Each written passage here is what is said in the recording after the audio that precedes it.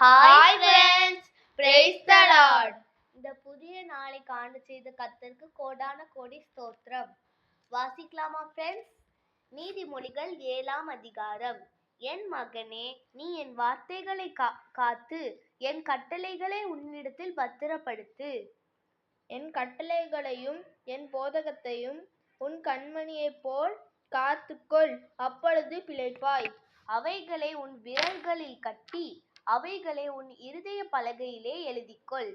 இச்சக வார்த்தைகளை பேசும் அந்நிய பெண்ணாகிய பரஸ்திரீக்கு உன்னை விலக்கி காப்பதாக.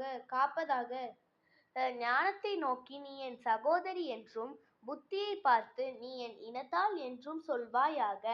நான் என் வீட்டின் ஜன்னல் அருகே நின்று பலகனி வழியாய் பார்த்தபோது பேதையர்களாகிய வாலிபருக்குள்ளே ஒரு புத்தியீன வாலிபனை கண்டு அவனை கவனித்தேன்.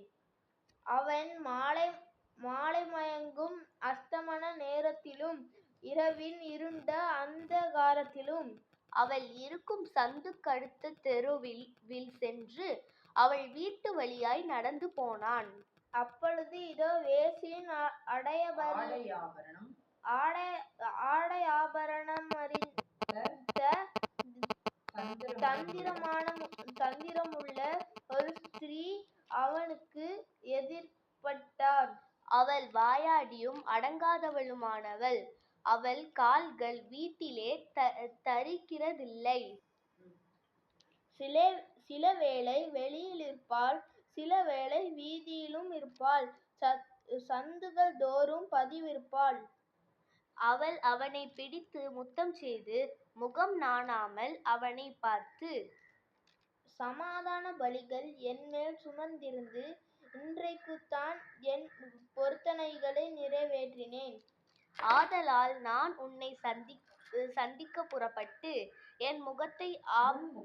உன் முகத்தை ஆவலோடு தேடினேன்.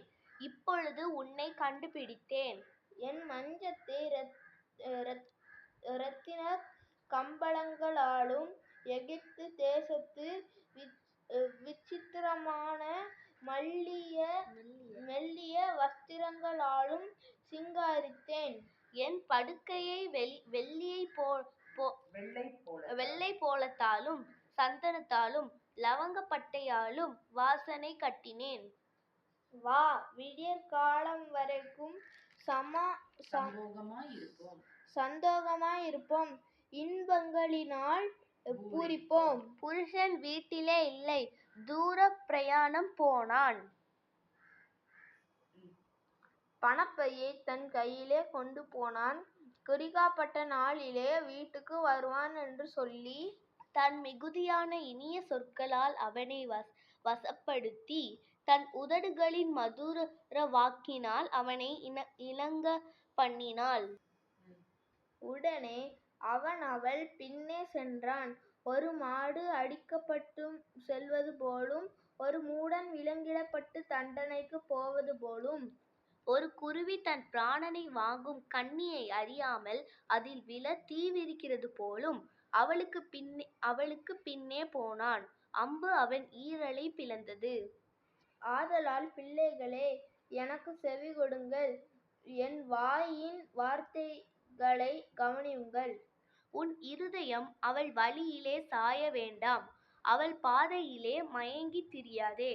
அவள் அநேகரை காயப்படுத்தி விழப்பண்ணினாள், பலவான்கள் அநேகரை கொலை செய்தாள். அவள் வீடு பாதாளத்துக்கு போம் வழி, அது மரண அறைகளுக்கு கொண்டு போய்விடும்.